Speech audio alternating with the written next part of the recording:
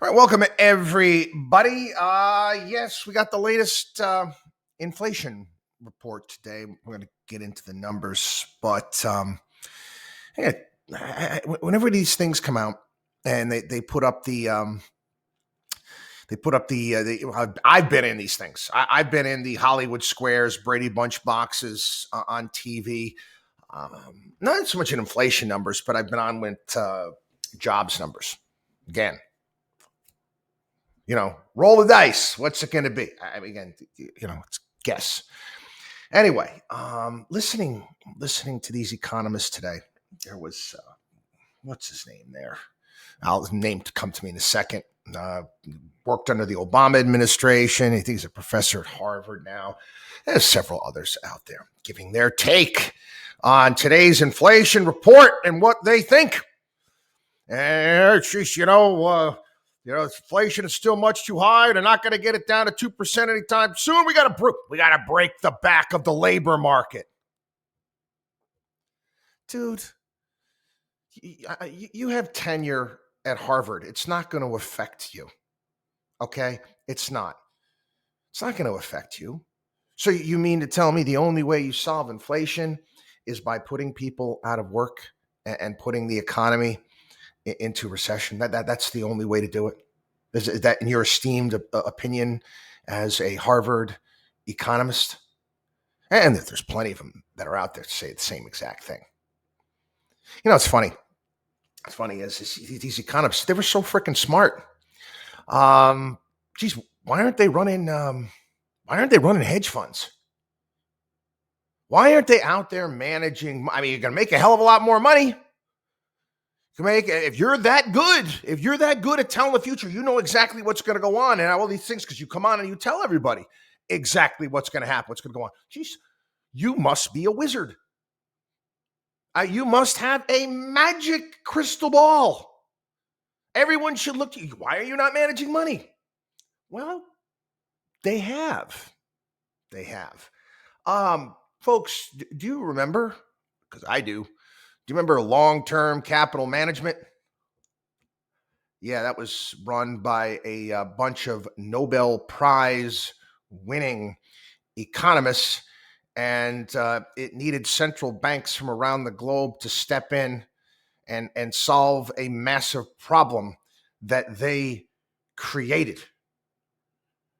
Yeah. This is, again, I'm a big put up or shut up guy. You're so smart. So smart. How's your portfolio been doing? How you been doing? Hey, don't tell me what you think. What do you do in your portfolio? They'll be like, well, I don't invest. I'm not allowed to. Bull crap. Okay? Give me a break. Anyway, let's get into some of the numbers. Inflation rose 0.5% in January, more than expected, up 6.4% from a year ago. Again, you're still dealing with housing prices, gas, fuel prices.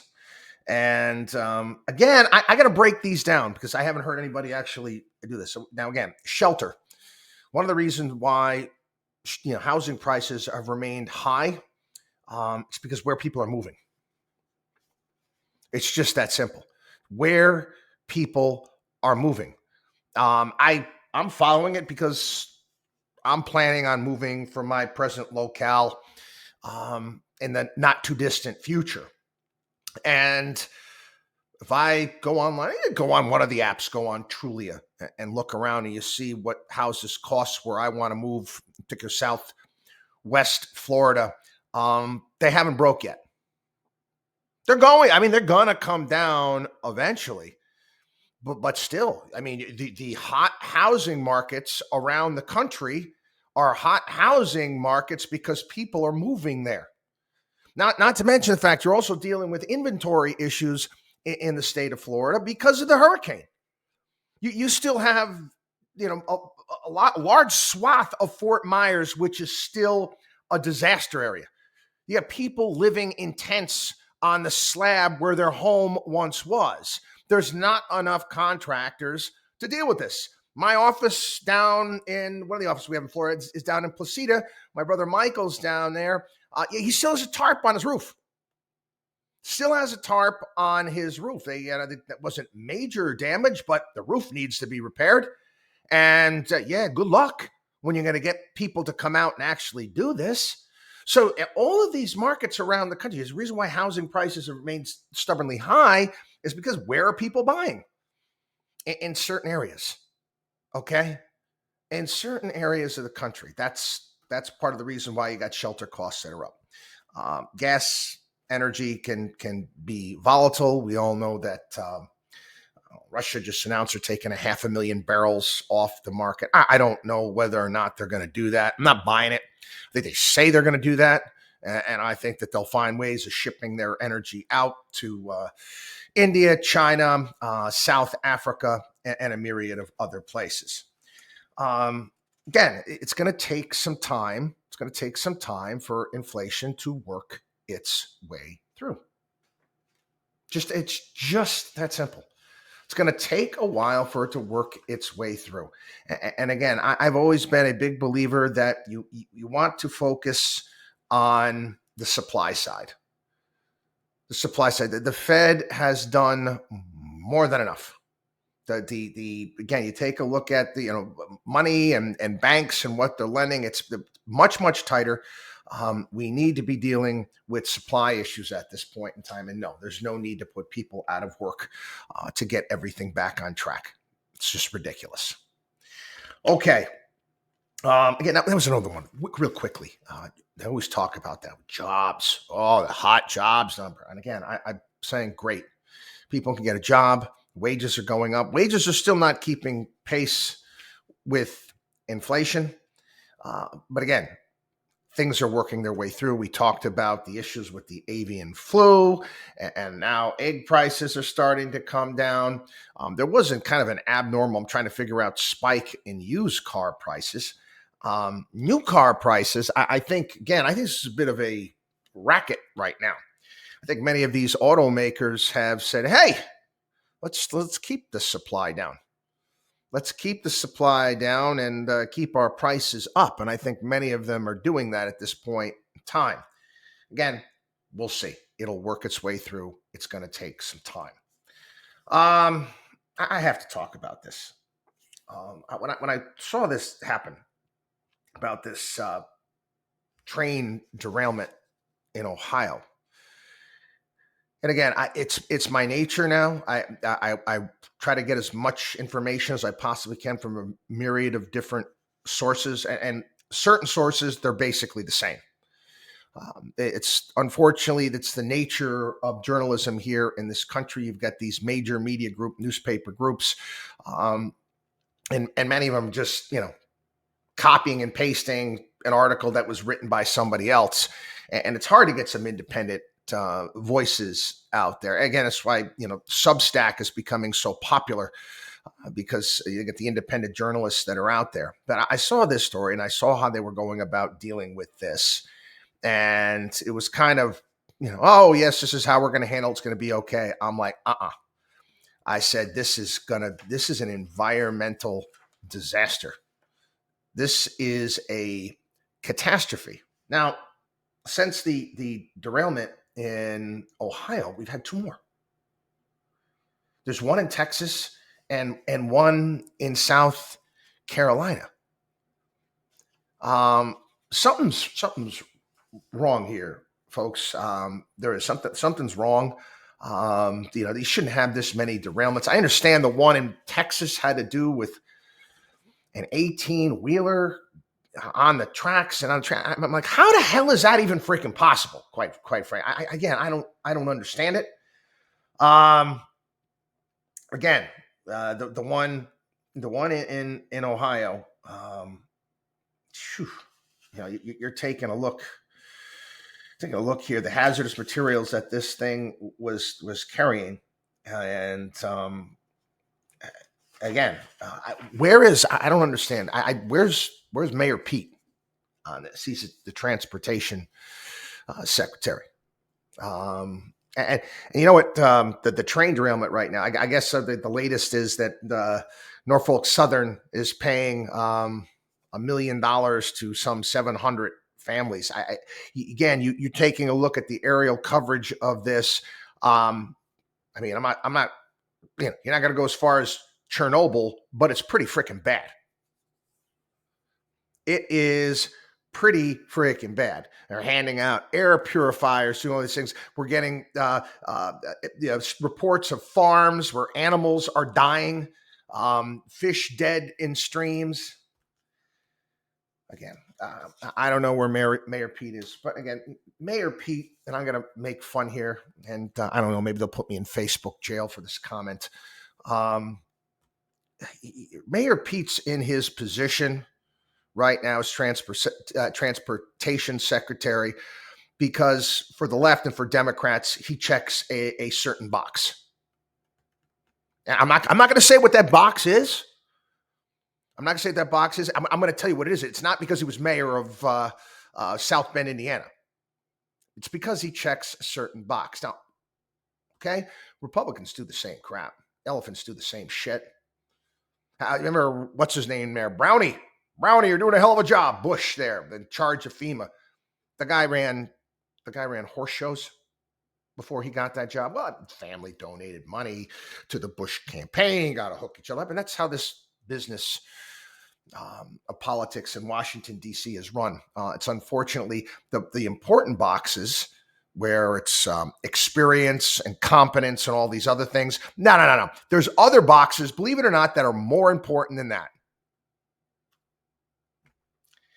Anyway, I saw this story today. Ford is, it's just been, people have been deciding where they wanted to put this.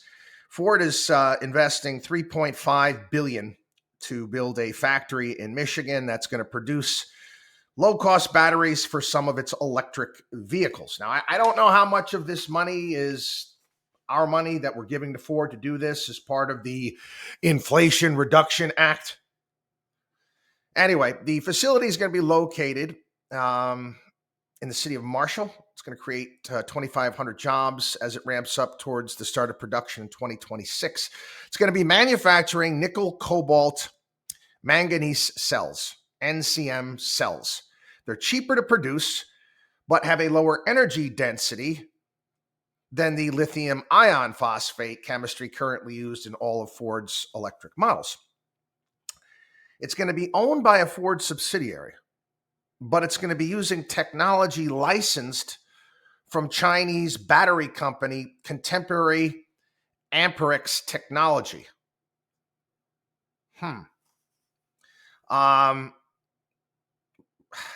Again, Governor Glenn Youngkin, Virginia, he removed Virginia from consideration for this factory due to concerns about the Chinese connection. Again, I don't know. This is the disconnect here. If you're any sort of person that has, likes to think a little bit deeper and try to follow what people are saying, you've got generals in our military saying that we're going to be at war with China by 2025. Yet we got a deal struck with a Chinese battery company to be building batteries, which are going to start being built in 2026. We got Balloon Gate going on. I mean, where are we at here, people? Where are we at? And again, I'm no hawk by any stretch of the imagination, and I do believe that doing business is probably some of the best diplomacy that we're going to do. But with China, we said from the get-go, it's got to be a trust but verify situation. And you go back to Kissinger opening that up, and some of the things that have transpired. It was interesting today. Was listening to a interview talking about what it was like in China 15 years ago. And it was all this hope that was going to become more democratic and the market opening up there and what they could sell. And they miscalculated because things have gone in a different direction. Anyway, this new technology here, this battery technology, it's not as it's less durable. They're more susceptible to fire, and they're restricted to an 80% fast charge to protect them from damage. Again, they're trying to bring the price down, give people an option for these electric vehicles. It is what it is. All right, we've got Lael Brainard. I mentioned this, I think, a week or so ago on the program. Kind of telegraphed. He's going to lead the White House National Economic Council. Brian Deese is stepping away. Lael on the Fed, she's been for interest rate cuts, but she hasn't, gone, well, you got to get nuts with this thing. She's a little bit more tempered. I don't know what exactly she's going to bring to the Biden administration and what she's going to say. But again, more economists, more people that have been involved in government their entire lives. The funny thing is, her husband works for the Biden administration. She's a diplomat's daughter. She did grow up in West Germany and Poland and saw how that was. And again, these are just more people that have never run a business in their entire lives. Sure, she's a lovely individual. But again, I'm putting people in positions. I'm president of the United States. I'm putting people in positions that check those boxes. Have you actually worked in the private sector? Have you run a business? What businesses have you worked at? These things are a hell of a lot more important to me. The fact that, you went to Wesleyan and then got your PhD from Harvard in economics. That's all well and good and fantastic. The more power to you. I presented this before. If they offered undergraduate degrees in, I don't know, hitting a jump shot, and then PhDs in hitting a jump shot.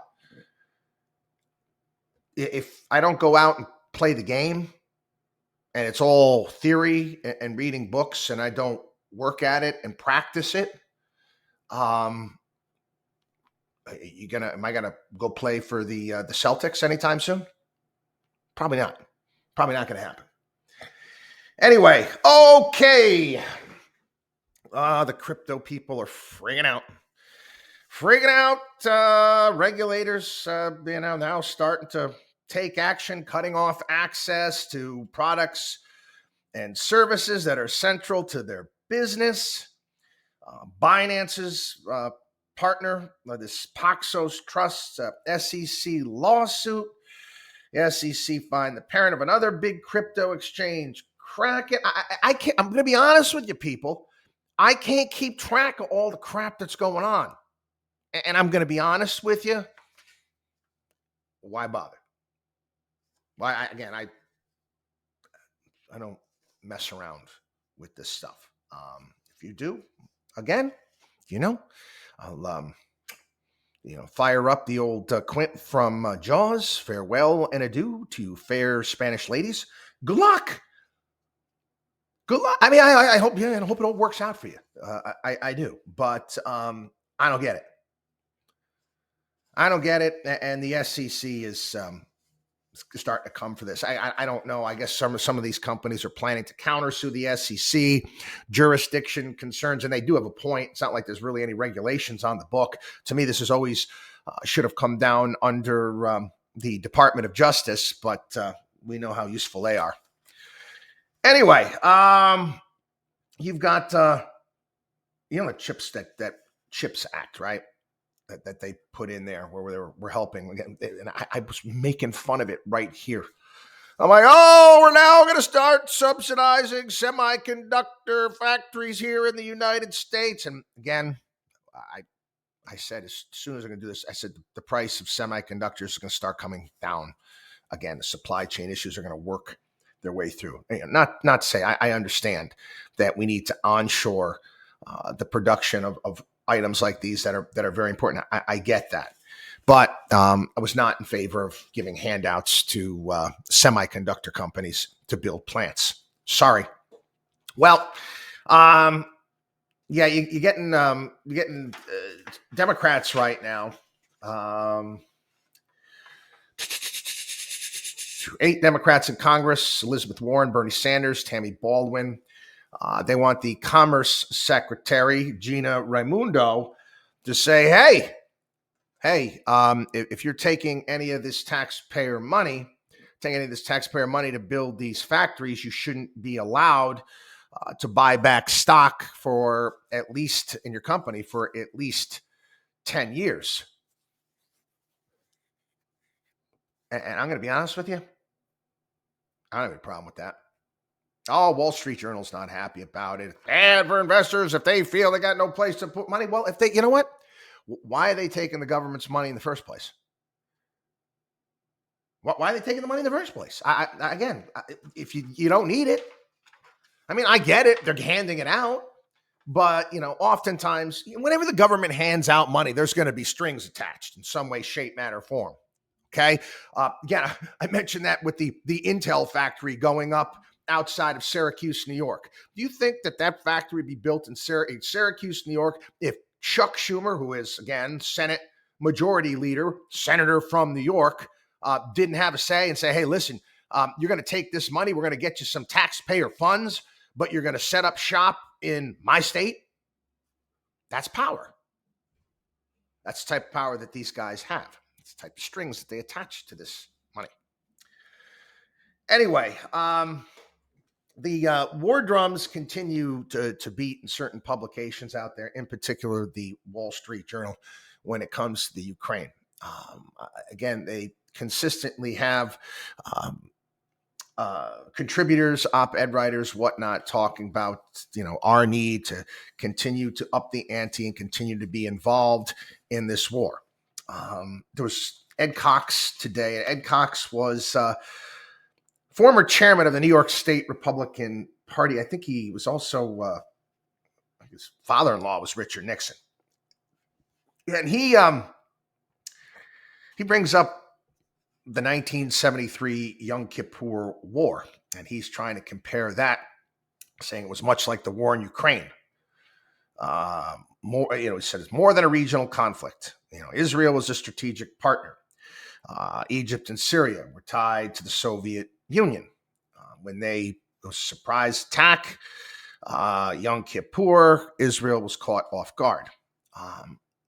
Again, I do think that there's differences between this and the lead up to the Ukrainian-Russian conflict that we've gone over here on the program. But he goes on to talk about all the early successes that the invaders had, and Nixon trying to get the Pentagon to release all sorts of weapons and to help Israel out, and he basically had to pound his fist and get it done.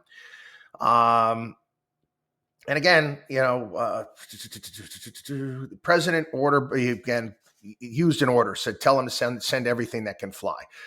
Presidential order broke the bottleneck. Just 7 days after the start of the war, 30 C-130 transports were on their way to Israel. And over the next month, more than 550 American air missions resupplied Israel's military, including C-5 transport planes.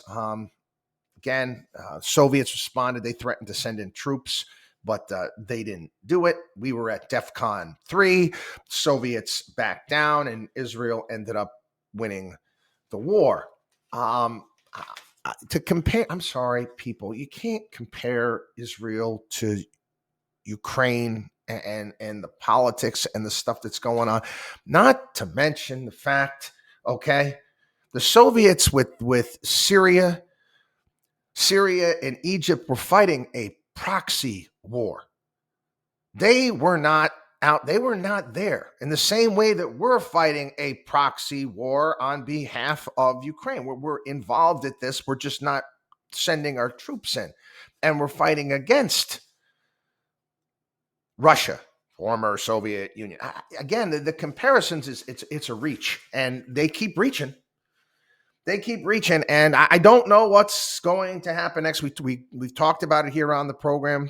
I don't know. It's very difficult. You can't trust the media. I don't trust really much of even the things that I'm getting out of Europe, for crying out loud. There's talks about, now Russia wants to overthrow Moldova. And again, Moldova's got a breakaway, province that's over there.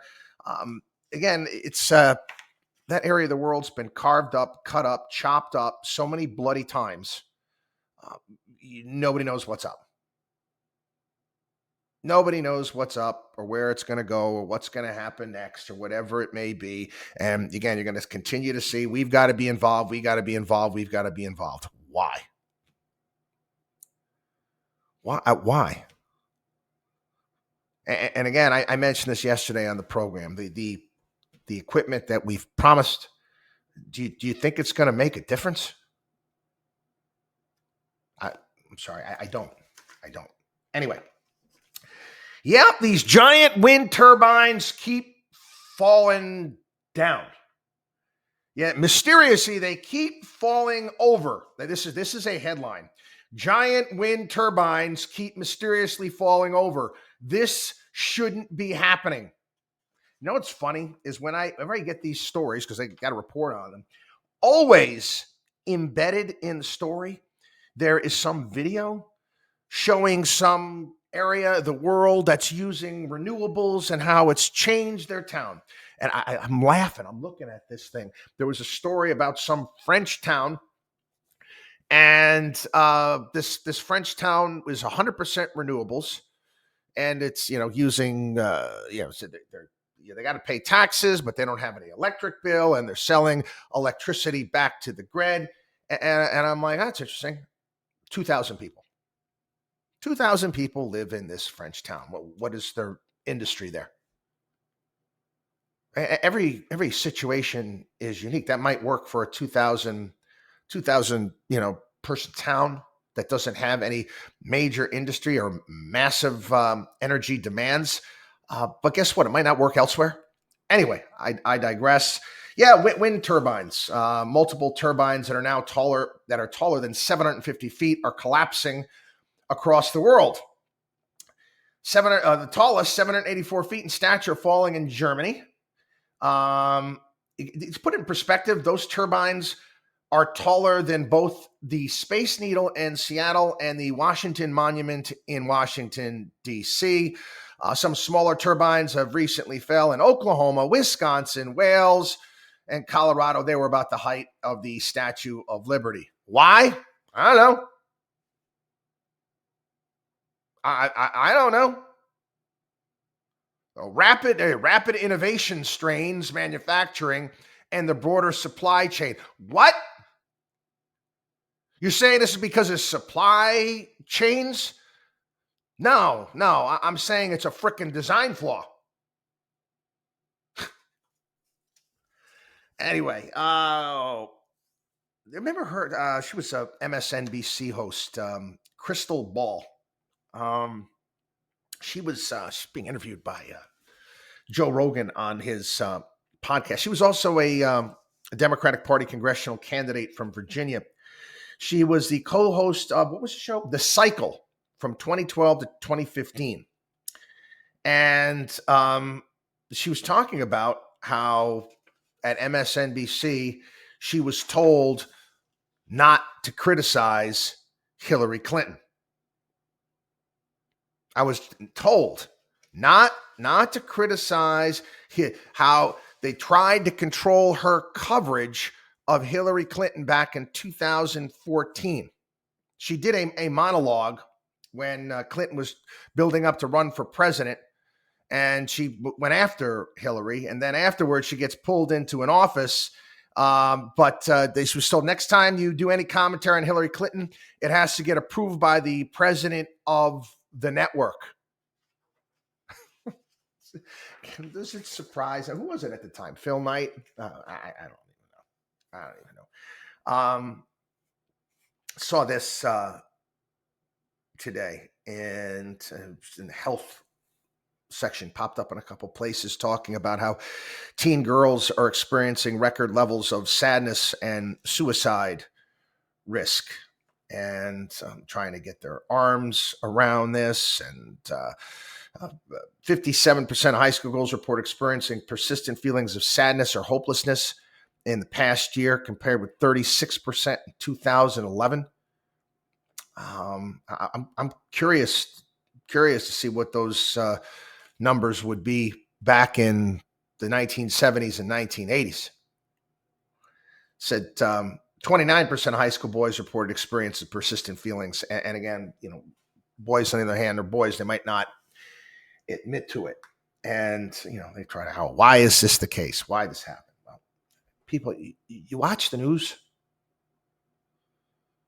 Do you watch? I mean, you follow what's going on. I mean, we can kind of, let things roll off our backs to some degree, I guess, because they happen all the time. There's so much rolling off our backs, so we've gotten accustomed to it. But don't tell me that it doesn't affect people. Again, I wake up, 4:00 in the morning, and the first story I see is that, you got eight kids are shot, 3 are dead, 5 are in critical condition, Michigan State University. And it's again, and it's again, and it's again. And, if you're, human being, if you're, human, you feel it. You feel it, in your mind. In my mind, I'm thinking about, my Lord, these poor parents and what they're dealing with right now. And you start, it's not the same, but it's there. You feel it too. Their pain, if you will. That was a Bill Clinton line. I feel your pain. No, it's serious. You do. And for kids to process this and just, how just utterly ridiculous this is, this senseless violence that's with us all the time, that just not going away, one story after another. Where do you think this is from? And I'm sure, social media issues, whatnot, is playing a part. There's always been bullies around. Oh, I get all that. There wasn't always this. There's always been bullies, always been issues. I understand, what social media has done and competing with one another, but kids have always competed with one another. But I tell my kids, I said, not supposed to be this way. It wasn't always this way. It's reality. Anyway, have a wonderful day. Oh, it's Valentine's Day. I have mentioned this before I go. I'm bah humbug. Ebenezer. I am the Ebenezer Scrooge of Valentine's Day. Valentine's Day, how should I put it? Pisses me off. It does. Oh, you got to tell me, corporate America, the Hallmark company, corporation, that today I have to go buy something for my wife's. I mean, are you out of your mind? It was funny. They actually did a Simpson episode years ago. It was a classic episode where corporations were trying to make some extra money. They had to come up with another day. They came up with Love Day. And people went out and bought all this crap, bought into it, and then it threw it all out, caused a garbage problem, which led to Homer Simpson running for the town, the head of the garbage department. And, again, there was all sorts of political stuff that was thrown in there as well. It was good. You too was a guest on that one. But anyway, if you need a day to remind you to be doing the right thing for your significant other, well, you got bigger problems. Anyway, God bless everybody. Have a great day. WatchDog on wallstreet.com.